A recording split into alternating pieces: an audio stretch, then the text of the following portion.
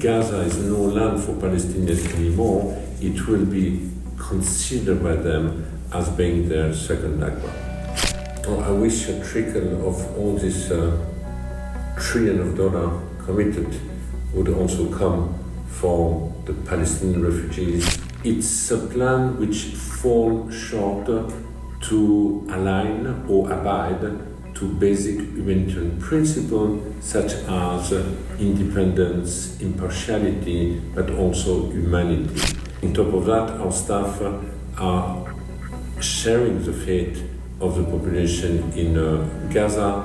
They're also in constant move because there is no safe place in the Gaza Strip. We are confronted to a very severe financial crisis, which, if it persists in the near future, will force me to take difficult and painful decision. Today I'm talking to Philippe Lazzarini, Commissioner General of UNRWA, the United Nations Agency for Palestinian Refugees, and the primary humanitarian provider for nearly 6 million Palestinian refugees in occupied Palestine and its neighboring countries. We meet at the UN headquarters in Geneva to discuss the latest humanitarian situation in Gaza, with 500,000 people facing starvation and the entire population facing high levels of acute food insecurity, according to the UN Starvation Monitoring Mechanism.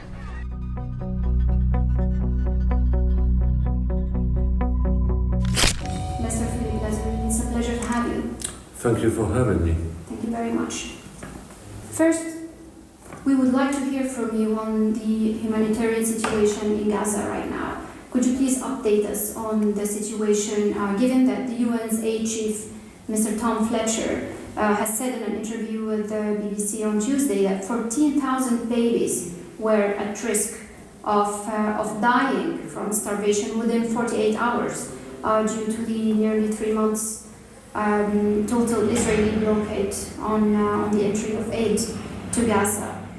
Now, 2 days later, the UN is saying that 90 truckloads of aid have been allowed into Gaza, but local sources are disputing this and have told us at Middle East Eye that that's not yet the case and that aid has not actually reached the starving civilians of Gaza. As the Commissioner General of the primary humanitarian provider for Palestinians there, could you please brief us on the aid situation in Gaza right now? Thank you. Let me maybe start with the overall situation. As you indicated, last week the nutritional experts have issued an alarming report basically saying that 500,000 people are living in catastrophic nutritional situation and that the rest of the population is facing starvation or famine if the siege is not lifted in the near future. Tom Fletcher was talking about 14,000 babies. In reality, it's not babies at risk of dying in 48 hours, but babies of risk of dying in the coming months till May next year, if in fact the siege would not be lifted. But this shows that we are confronted to a completely fabricated, man-made hunger. Hunger is deepening, and starvation seems to be used as a weapon of war. And I truly believe that this situation can be addressed through political will. It's a man-made crisis. The siege is imposed because of a political decision, so political will can lift the siege.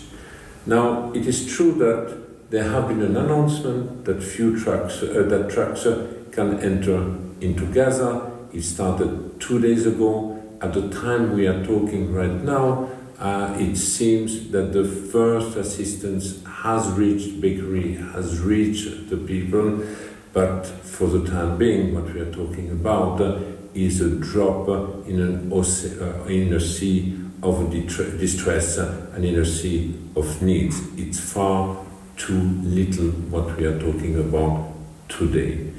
Now you talk about this new Gaza Humanitarian Foundation, which has been put in place. In reality, it has been put in place to replace the current humanitarian system. My question to start with is why to reinvent the wheel? We have seen during the ceasefire 2.5 months ago, that when there are no obstacles, no hindrances, that the humanitarian community was capable to significantly scale up its assistance and to reach the people in need. We were already a few months ago confronted to a situation of deepening hunger and starvation, and thanks to the massive assistance, we succeeded to reverse the tide. But unfortunately, since this new siege has been imposed, we are again talking about the imminence of starvation and famine. It is true that today in Gaza, everyone is hungry. And you've spoken about the new US-Israeli mechanism for the distribution of aid. Could you elaborate more, please, on why you're concerned about this new plan? Well, there are different reasons why. First, it's a plan which falls short to align or abide to basic humanitarian principles such as independence, impartiality, but also humanity. What we know about this foundation is that they are opening now 4 different secure areas in the south of Gaza, where people would be asked to go once they have been vetted and cleared to pick up the assistance for their household and from this place to go back where they are currently living. What does it mean? Until now, we had more than 400 distribution places in Gaza. The assistance were brought where the people are.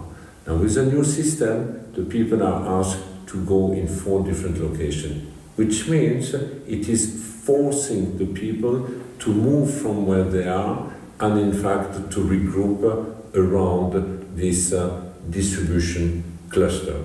So it becomes an instrument of a forced displacement of the population. And we know today, and it has been clearly stated, that one of the objectives of the ongoing military operation is to force the population to move from the north to the south.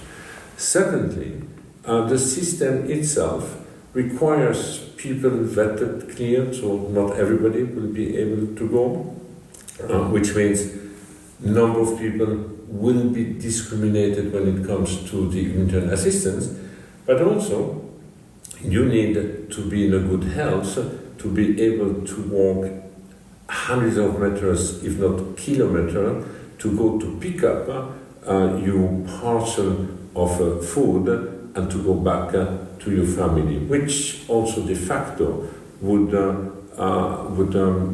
eliminate from the distribution scheme the female head household, for example, or the most vulnerable or elderly people in the Gaza Strip. So for all this reason, because the aid is not being provided where the people are and where they are in need, it is not possible for a humanitarian organization which truly respects basic humanitarian principle to adhere to such a scale. Practically speaking, do you think it's not going to work? Is it going to succeed in its declared mission? I mean, practically speaking, I doubt that this will, if the intent is to provide humanitarian assistance to all the population in need in Gaza, I do not think that such a model will succeed. But this model seems also to be put in place in order to support, I would say, more a military objective than a real humanitarian concern.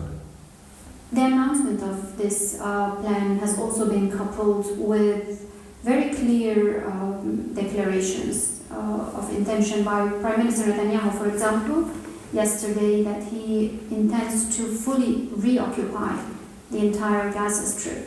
What do you make of these statements right now? And as a humanitarian concerned with the plight of Palestinian refugees, do you think it's a prelude to a second Nakba?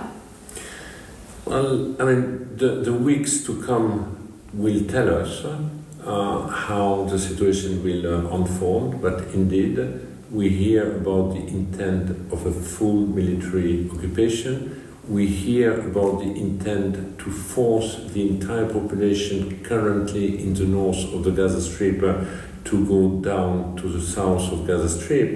And we also hear the intent from members of the current Security Cabinet to push after that the people in the south outside of Gaza. So for the Palestinians, indeed, leaving their land, or if Gaza is no land for Palestinians anymore, it will be considered by them as being their second Nakba. How is the status of UNRWA right now inside Gaza, and we'll talk later about the West Bank as well?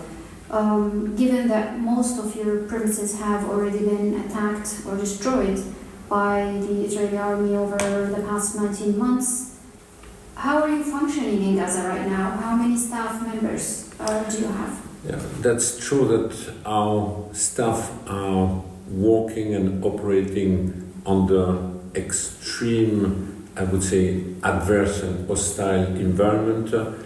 As of today, we have more than 310 staff who have been killed since the beginning of the war in October 2023. We have more than 200 premises which have been damaged or completely destroyed. We have operations which have been attacked. We had staff having been arrested and tortured. We even had 2 weeks ago a staff who has been summarily executed, along 15 medics from the Palestinian Red Crescent. So it's an extraordinary, I would say, hostile environment. On top of that, our staff are sharing the fate of the population in Gaza. They're also in constant move because there is no safe place in the Gaza Strip. They are also hungry. They're also struggling, in fact, to survive. And despite all of this, they are still providing critical services to the population. For example, we are still providing 15 to 17,000 consultation a day in our health clinic or through mobile clinic. Our colleagues are still working on the sector of water and sanitation. We are still managing shelters in schools and in our premises. They are also trying to provide psychosocial support to the children, and even to keep some basic learning whenever this is possible. So even if our staff was not able, like anyone else, by the way, in the Gaza Strip, to distribute the food because food was completely depleted, all the other critical services continued, certainly not at the scale we would like, but still they have been quite important. And do you have an estimate of the size of your staff right now? How many members do you have? Like before the war, it was 13,000, right? So before the war, we had 13,000 staff. We have 300 staff who have been killed. We have about nearly 1,000 staff who have left the Gaza Strip since the beginning of the war, who could escape, who had in fact to leave because they were injured. So we still have, as of today, 12,000 staff in the Gaza Strip. what's the nature of the relationship between UNRWA and other United Nations agencies within Gaza right now? Can you explain to us, because we understand that UNRWA is the main supplier of humanitarian assistance, but there's also the UN Food Program, there's UNICEF, and others. Can you tell us, like, what's the size of different operations, and how do you work together? Well, I mean, the United Nations is coordinated by a United Nations humanitarian coordinator, which, on a daily basis coordinate its activities. So the UN in Gaza, like elsewhere, is a one UN. Now, we need the partnership with organizations like the World Food Program, which, for example, is in charge of providing the flour to the bakeries, but also provide the food for the various public kitchens which have been set up in Gaza, whereas UNRWA will more focus on the people, individual people and families living in the shelter. We have organizations like UNICEF focusing on the children, with whom we partner also very closely. The good example has been the vaccination campaign, the polio, where hand in hand between the World Health Organization, UNICEF, and UNRWA, each of us had a different role to play. The World Health Organization did the procurement of the vaccine, UNICEF was providing the cold chain, and the UNRWA had the nurses to put the vaccine on the children, for example. So this partnership is going very well. And given all the attacks that UNRWA has been subjected to what extent are you supported by the UN structure and by other UN agencies? We have the full support of the UN system, starting with the leadership of the Secretary General, who has been a very strong advocate of the agency. Whenever there is a need to be supported or to reach out to member state, the Secretary General has always stood up, and he has always made it very clear also to the member of the Security Council or General Assembly. But the same, in fact, applies within the broader UN system. Now, it is true that UNRWA has been and continue to be under unabated political attack. There are a number of disinformation campaigns taking place. There are even a commercial campaign paid by the government taking place with the aim to try to discredit the agencies, because we know that today the objective for the Israeli government is to dismantle the agency, and the real reason behind it is because they want once for all to strip the Palestinian from the refugee status, with the belief that if this happens, it will put an end once for all to the question of the right of return. Now, having said that, even if the agency would cease all its activities, the refugee status would prevail, because the refugee status is provided through a resolution which was adopted far before the creation of UNRWA as an agency. Speaking of political attacks, I'd like to hear your insights into the impact of the latest Israeli legislative ban on UNRWA. How has it impacted your operations? 6 schools have already been closed. So give us, first of all, an insight into your operations in the West Bank and East Jerusalem right now, following the Israeli ban. Yes, I think we have to be precise on this. There are 2 laws. One law bans any UNRWA activities in the sovereign territory of Israel. Israel considers occupied East Jerusalem as being part of its sovereign territory. So one law is specifically being applied on East Jerusalem. The second law is a no-contact policy, which concerns more the West Bank or Gaza.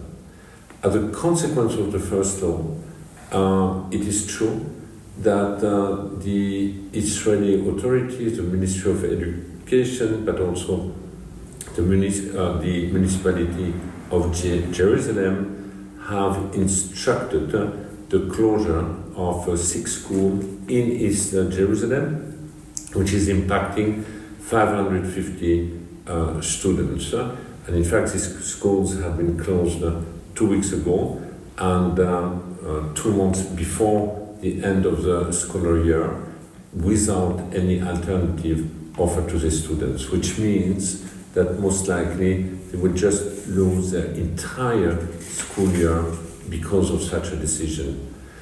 The second law is impacting the West Bank and Gaza. The first impact, there is no international presence anymore in Jerusalem, in the West Bank and in the Gaza, because when we say no contact policy, that means also no administrative or bureaucratic relation, which means no visa anymore have been issued for the international staff. Now, having said that, we are an organization providing primarily public-like services, education, primary health. Somehow we function in substitution of the absence of a Ministry of Education or primary health for the Palestinian refugees. So our schools in the West Bank are still open. We are providing, in fact, education to more than 50,000 students, and our primary health system is also functioning. So our activities in the West Bank and in Gaza minus the food distribution that we discussed just before, all these activities are still ongoing. Another impact is that because the international staff is not present anymore, and because also of this relentless attack on the agency, our staff in the West Bank is much more exposed to, I would say, intimidation, to harassment, and to bullying from the Israeli military, but also from the settlers. What are you doing in the face of such attacks? How are you fighting back? Well, first, when it comes to the massive disinformation campaign, we are constantly providing facts and trying to debunk, in fact, this information. But obviously, it's very difficult. We don't have always the same resources or the same reach out. But I think we need to address each of these attacks one by one and basically respond on a factual basis. Now, when it comes to the exposure of our staff, we are always looking at any possible avenue, including with the partners, to see how best we can help them. Can we talk about the defunding of UNRWA that took place in the aftermath of Israeli allegations that the agency was harboring Hamas members? Initially, of course, many Western states decided to suspend funding for the agency, but then most of them have reinstated the funding a few months later, after the allegations have turned out to be mostly unfounded. But the US funding remains suspended, and the US is the main, or had been the main donor for UNRWA. Are there any countries that are stepping in to compensate for the lack of US funding? What countries are supporting UNRWA right now, and also what states are still boycotting the agency? The US suspended the first time in 2018 and suspended its contribution until 2020. So basically, during the first Trump administration, there have been a suspension, then there have been the Biden administration a resumption, and as you indicated, at the time of the allegation in January 2024, the US, along other countries, took the decision to temporarily freeze, but after the freeze decided to keep the suspension. Now we have a new administration which has clearly indicated that they will not resume, and that if funding was going on, they would have defunded the organization. The US used to be the main donor of the agency, represented about 25%, has been a long-standing partner of the agency. Now this contribution has gone. The agency goes through financial difficulties now for many years, but this latest development, in fact, has aggravated the financial crisis of the agency. Since I started, we operate with a negative cash flow, but this negative cash flow is deepening even further. Now, today, we are in a situation where we enjoy a very strong support from, I would say, the civil society and the public opinion in many countries. I'm saying this because last year and this year we have reached record fundraising when it comes to individual and private donors. The agency was not used to that.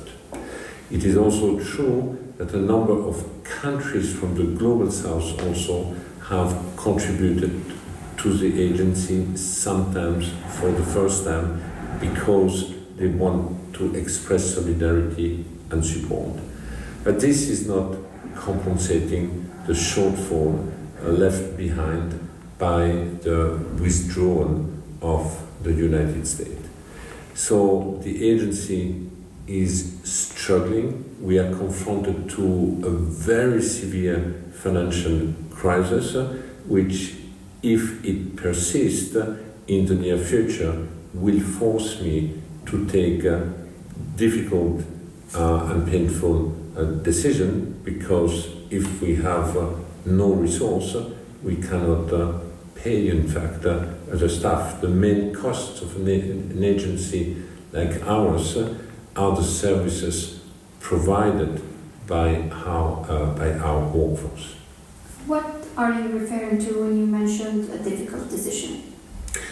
Difficult decisions are always related to the ability to maintain the services and the ability to process a salary within the agency. We might be confronted to a situation where the money is not available anymore, even to process salaries. And if that is the case, the agency will be forced to look at what service among the critical services are more critical than other services. I really hope we will not have to reach this situation, but this is unfortunately a likely scenario if no new contribution are announced for the agency. Have you received any support from Arab countries? We got support last year from the Arab countries. This year we are still waiting what the decision will be. We have reassurances from Arab countries that their contribution will continue, that they will step in. But today we are almost at the end of May. I still do not have the necessary clarity to know what this contribution will be. My message to the member states, but also to the Arab countries, has always been, we have the choice. We are at a crossroad. If financially we have no resource anymore, there is a risk that the agency implodes. And if it implodes, that means in Gaza or in the West Bank, where the situation is already difficult, chaotic, distressful, that will mean more distress, more despair, and anyone can imagine what it would mean if an agency like ours would leave a vacuum behind us. But it would also send shockwaves in the neighboring country, which all of them have their own internal dynamic to deal with, or their internal fragilities. But we have also the choice to say, we need to invest in a genuine political solution, and I know today there are a lot of effort. I believe UNRWA should be part of it, and I also believe that if there is such a process, such a framework, an agency like ours can contribute to make it a success, can contribute to build the necessary capacity of a future capacitated, empowered Palestinian institution within a Palestinian state, and ultimately that's the entity which in the future should take over the activities of an agency like ours. So I do believe, and this is always my plea, it's my plea to the Arab countries, it's my plea to the member state, keep the agency afloat and make sure that the agency is part of the solution and is part of any future successful transition. Let me be more specific about Arab countries, because very recently President Donald Trump was in a trip to the Middle East, where he visited Qatar, Saudi Arabia, and the United Arab Emirates, and the three states have pledged billions and billions of dollars in investments and arms deals with the U.S. government.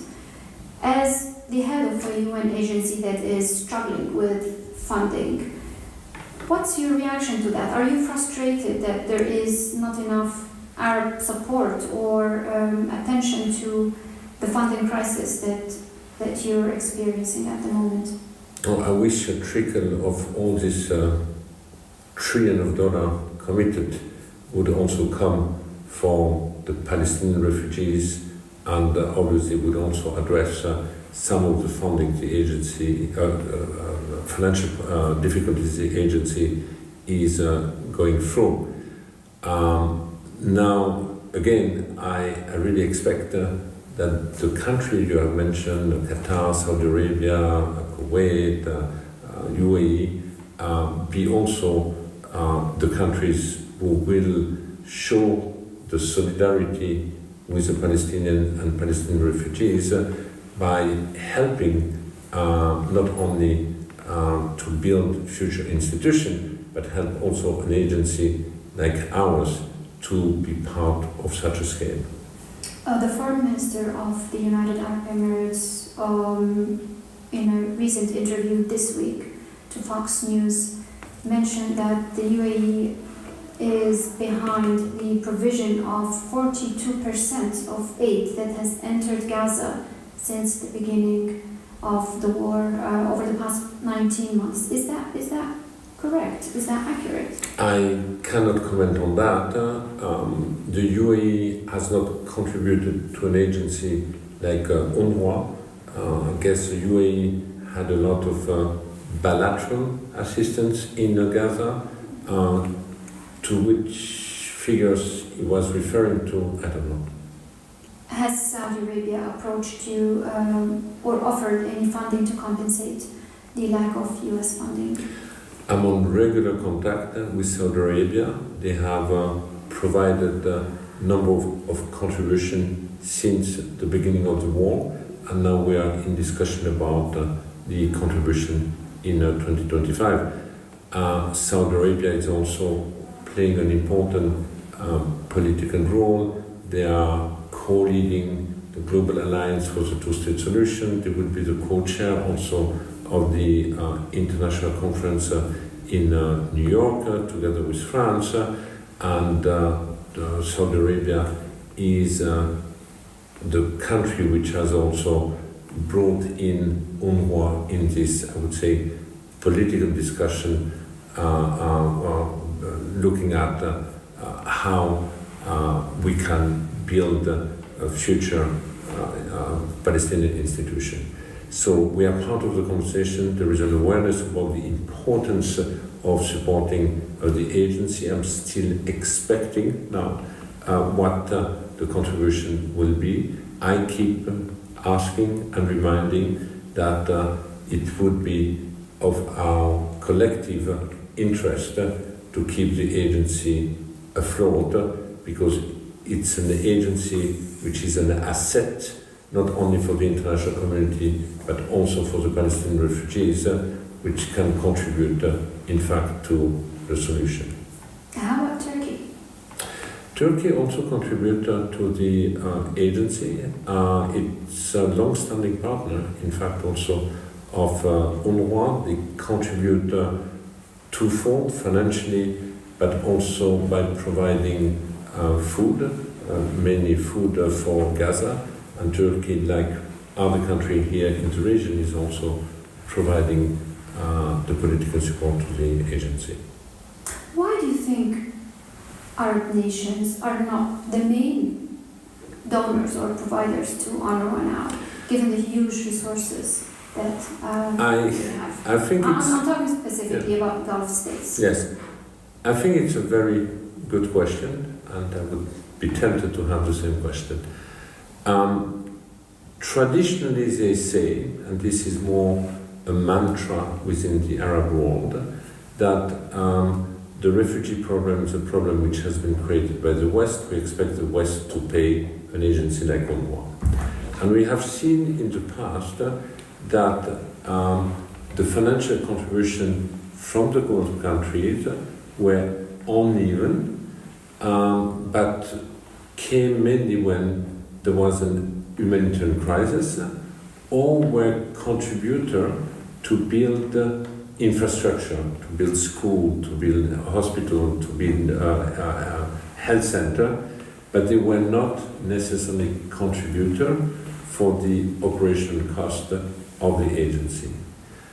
Today, I do believe that the Gulf countries should stand up in assertively supporting the agency in investing in a political solution, and hand in hand support the agency, build the Palestinian capacity, make sure we have at the end a recipient capable to take over the activity of the agency.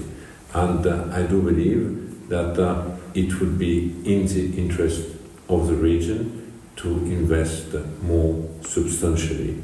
So I hope that the mantra I described to you remain now in the past, and that we shift indeed the political mindset and support to the agency. Given the developments that are taking place right now, the attacks on UNRWA, the legal ban in Israel, will UNRWA survive, in your opinion? Listen, we will leave no stone unturned. We know what the objective is. The objective today is indeed the dismantling of the agency. I also agree that our agency has been of a temporary nature for far too long. We have been a lasting temporary for more than 75 years. And I really hope that after the catastrophe which has hit the region, that genuinely member states now will commit to a political solution, and that UNRWA be also part of it. So I would like that the agency ends its mandate but being part of a solution rather than to be confronted to a situation where we are just imploding and collapsing. And that's exactly where I am today, investing all my attention to make sure that we are not wasting all the gain we made over the last few decades in terms of human development. Philippe, Lazzarini, thank you so much for joining us today. We appreciate your time. I know you're very busy, so I appreciate it. Thank you. Thank you.